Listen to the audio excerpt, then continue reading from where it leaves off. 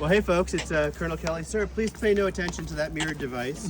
And I forgive, I'm out of uniform. I apologize. I noticed your uniform was very colorful. Can you tell me about it? Sure. I'm dressed as the 2nd Virginia Regiment would have appeared in the fall of 1775. Virginia authorized the two regiments, the 1st and 2nd Virginia regiments, in July of 1775, and the 2nd wore these purple hunting shirts. And the reason for that is, first, hunting shirts are cheap to make. All you need is linen. Even that color. And this color is one of the cheaper dyes. It was made with logwood dye. And so the regiment was authorized for 475 men. So if you have to clothe men, going from nothing to having something that looks somewhat uniform, hunting shirt's the way to go. And it didn't have you stand out against the enemy, or that was okay? That wasn't consideration, because you're standing in lines, firing at each other. You're not trying to go for hiding behind rocks and trees. That's something that Fess Parker and Disney had with Davy Crockett. But no, you're not trying to hide. I mean, the British are wearing red. That's true. The French are wearing white. Okay. The Americans would eventually settle on blue regimental coats for the most part. So yeah, colors were actually a way of telling different regiments from each other as well on the field. What was the best part of service? The best part of service. I think it was just that people who generally join the Army didn't have other options. So, a lot of times in the colonial America, the oldest son would inherit things.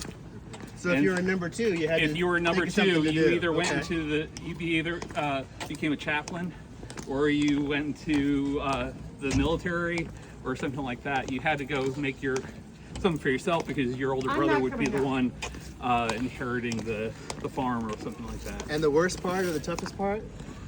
Probably the medicine. You said that you're a doctor. Yeah. I mean, no anesthesia, maybe some laudanum. Okay. Really, they relied more on speed of amputations to minimize the chance of shock. They're learning that certain things work, but they don't know why. So things like inoculation for smallpox. Washington has the entire army inoculated. So vaccines back then? Yes. Okay. But I mean, a little different in that they're taking somebody who had recovered from smallpox, taking some of the pus from the pox, and then putting it into a healthy person. Okay. So they're introducing a weakened form of the virus, but they don't know why it's working. They just know that it works. Same thing with they're using they're finding cures for yellow fever, but they don't know why they work. And so trial and error. Trial and error, yeah. All right. So yeah, I would have to say, because it's really hygiene more than anything. Diseases like dysentery and cholera and stuff like that. And you knew some of the prevention stuff? Yes, a little they bit. did. Okay, all right. But you also have to keep in mind, a lot of the people who are joining the Army have never been away from a farm, have never been around this many people. Okay. And if you go to a place like Valley Forge, you're all of a sudden encamped with tens of thousands of men. A lot of chances for infection. Exactly. In fact, that's what made Valley Forge worse. It wasn't the winter, it wasn't the weather, it was just more sanitation and logistics and health issues than anything else. Well, I know you've been on your feet all day, and Yes. these don't look like comfortable combat boots. They're okay? Or? No, these are common shoes. These would be the same shoes that people would be wearing in their everyday life. And you just kind of suit up. Yeah. Any last question? Any advice for these future military officer doctors? Really good show. Be very thankful for the advances in military technology and medical technology.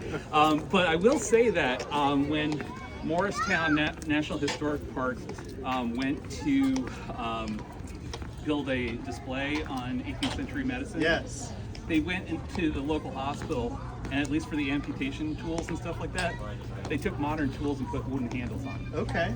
So things So like some things haven't changed too a much. saw is still a saw. All right. A tri-fan is still a tri-fan. You know, drill. You know, like some of those things didn't. I mean, it's just now they're made out of surgical steel. Right, right. So, And the medicines are a little better, but that- it took a oh, while. and now we know why. It took a I think couple for it. hundred years. Well, sir, thanks so much. Okay, And, thank you. See you tomorrow, maybe. Okay, Thanks so sounds much. great. Really Okay, appreciate it. good.